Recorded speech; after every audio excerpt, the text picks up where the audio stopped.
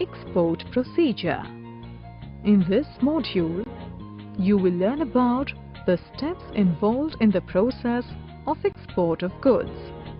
Selling goods outside the country is much more complex than selling them within the country. It is because the goods will have to cross the boundaries of the nations involved. There is also an involvement of foreign exchange, rules and procedures of more than one country to be followed, etc. Receipt of inquiry and sending quotations.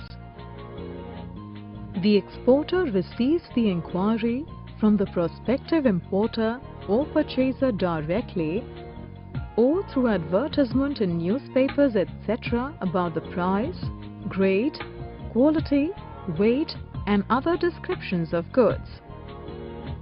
This inquiry is answered by the exporter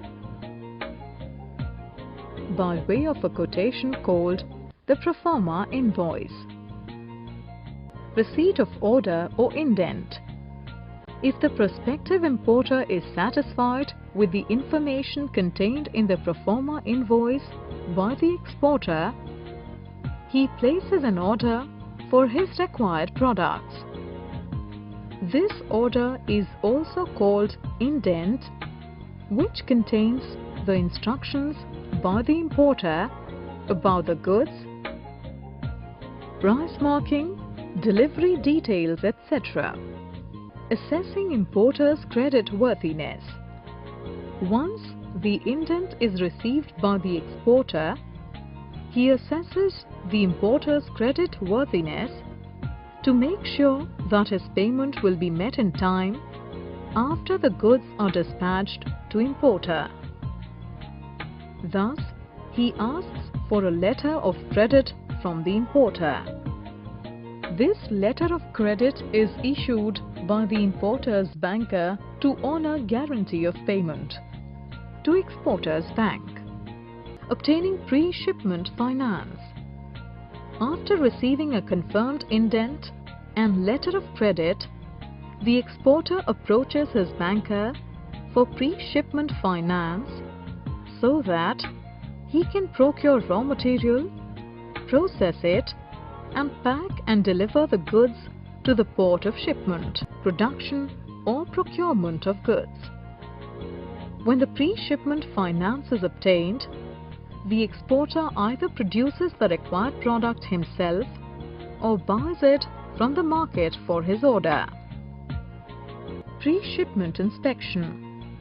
The next step involved in case of certain goods is inspection of goods by a government-designated agency to ensure that only good quality products are dispatched for exports from the country. This agency, if satisfied, issues inspection certificate to the exporter. Inspection certificate is mandatory only for certain trading and export houses. Excise clearance. The exporter has to take excise clearance from the excise commissioner. In most of the cases, the government exempts the exporter from paying excise duty, or if paid, it is refunded later on. The idea is to encourage the exporter to be more competitive in the global market. Reservation of shipping space. Now, the exporting firm has to reserve shipping space and obtain shipping order from the shipping company. Packing and forwarding. Goods are then properly packed and transported to the port with necessary details about the name and address of the importer, weight of goods, port of shipment, country of origin, etc. on them. On loading the goods, the exporter gets a receipt which represents the title of goods, and this has to be presented before taking delivery of the goods from the port of shipment. For this, the exporter endorses the receipt in favor of his agent to take the delivery of goods. Insurance of goods.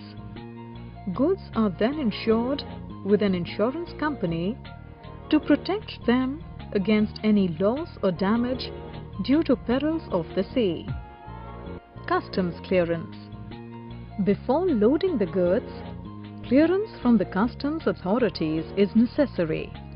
For this, the exporter prepares shipping bill containing information about the particulars of the goods being exported, name of the ship, port where goods are to be discharged, country of final destination, exporter's name and address, etc. Obtaining mate's receipt. When the cargo is loaded on board, the commanding officer of the ship issues a mate's receipt to the port superintendent. Mate's receipt contains information about the name of the ship, berth, date of shipment, description of packages, condition of the cargo at the time of receipt on board, etc. The port superintendent hands over this mate's receipt to the clearing and forwarding agent. Payment of freight and issuance of bill of lading. On the basis of mate's receipt submitted by clearing and forwarding agent to the shipping company, freight is computed by the shipping company.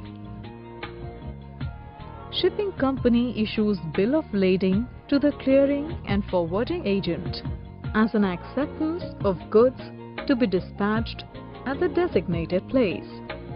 In case the goods are dispatched through air transport, this document is called the airway bill. Negotiation of documents. After informing the importer about the shipment of goods, the exporter sends the required documents through the banker to the importer.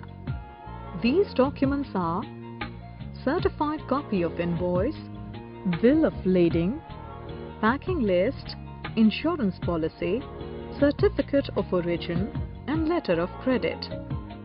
In this module, you have learned the following. The steps involved in the process of exporting goods are receipt of inquiry and sending quotations, receipt of order or indent, assessing importer's creditworthiness, obtaining export license, obtaining pre-shipment finance, production or procurement of goods, pre-shipment inspection, excise clearance, obtaining certificate of origin, reservation of shipping space, packing and forwarding, insurance of goods, customs clearance, procuring carting order, obtaining mate's receipt, payment of freight, and issuance of bill of lading, preparation of invoice, negotiation of documents, securing payment.